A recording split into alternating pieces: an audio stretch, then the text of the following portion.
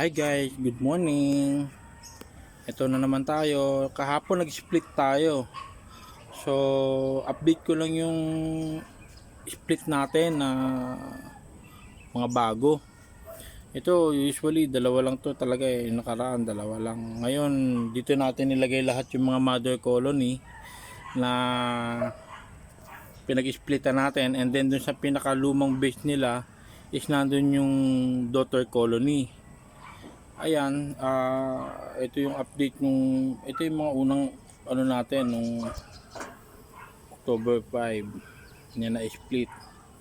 Yan, so far ang ganda ng resulta.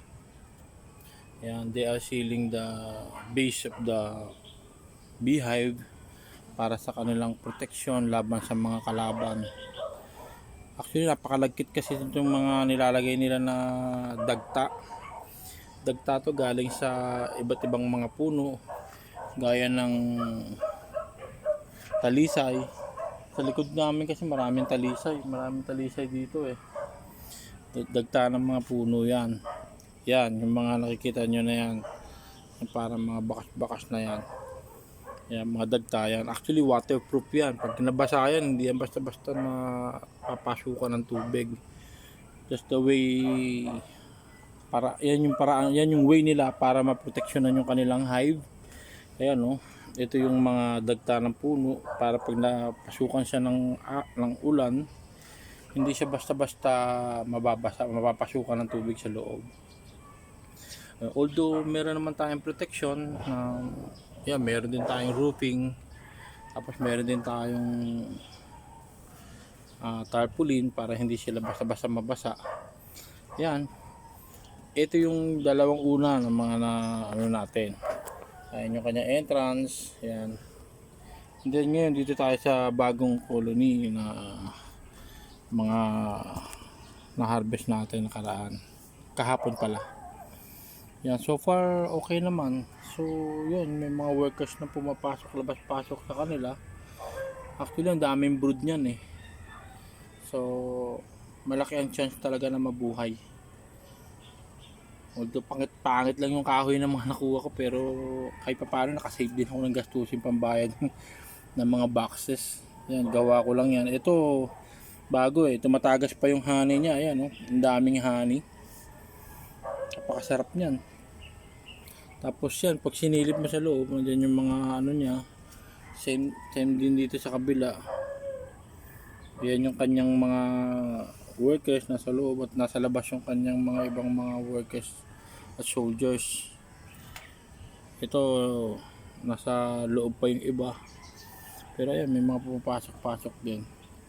Ito yung isa pa na natin, hive. Ito yung pinakamaraming brood.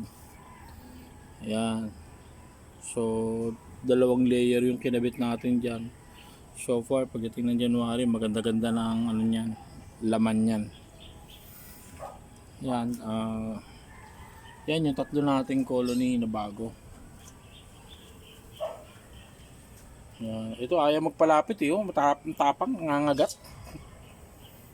Ayaw lang naiistorbo.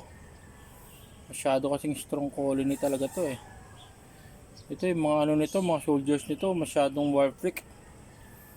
Pag lumapit lang sa kanilang hive, talaga pinapatay talaga nila, kinukuyog nila yung bubuyog na hindi nila kauri Ayan,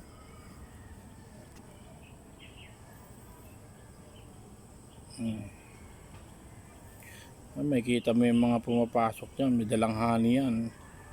Yung mga pumapasok, may dalang honey, may dalang propolis, meron ding dalang pollen. Ayan,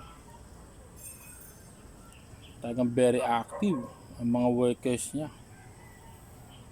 Actually ito yung una kong nag-swarming, kaya kinailangan ko talaga silang split kasi sobrang dami na nila Pagbukas ko ng kanilang hive, first, second, third, may laman, may brood. Kung kahit na-split ko yan ng tatlong colony. Yan, napakaganda naman ng resulta ng natin. So far mabuhay lahat yung ating splitted colony. So para marami tayong ma-harvest na honey at bee pollen para kay mama. Shoutout ko pala si Mount Manabu. Salamat po yan po yung aking mentor, si Pastor Willie. Maraming salamat po pas sa mga kaalamang na i-share nyo sa akin at nagagamit ko po hanggang ngayon. Maraming salamat po. Tunay pong napakadakila ng Diyos na pinagkaloob kanya sa akin upang magkaroon ako ng kaalaman.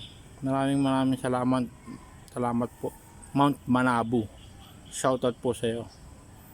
Napaganda ng binigay mo sa aking colony na malaki pong magiging tulong sa pagpapagaling ni mama sa kanyang breast cancer. Maraming salamat po. Yet guys, maraming salamat sa panonood. Naway nakatulong din ako sa aking mga sharing ng knowledge, sa aking sharing ng experience, kasi marami akong natutunan sa kanila, lalo na sa mga behavior ng bees, kung bakit sila nagkakaroon ng swarming, nagkakaroon ng colony attack, bakit nagkakaroon ng iba't ibang klase ng behavior. Malaking bagay yung mga natutunan ko. Hindi pala sapat yung panonood lamang. And yet, maraming salamat sa inyo guys. Please like and share na lang sa aking video. Subscribe na rin po para makatulong po. Maraming salamat po. God bless po. Thank you.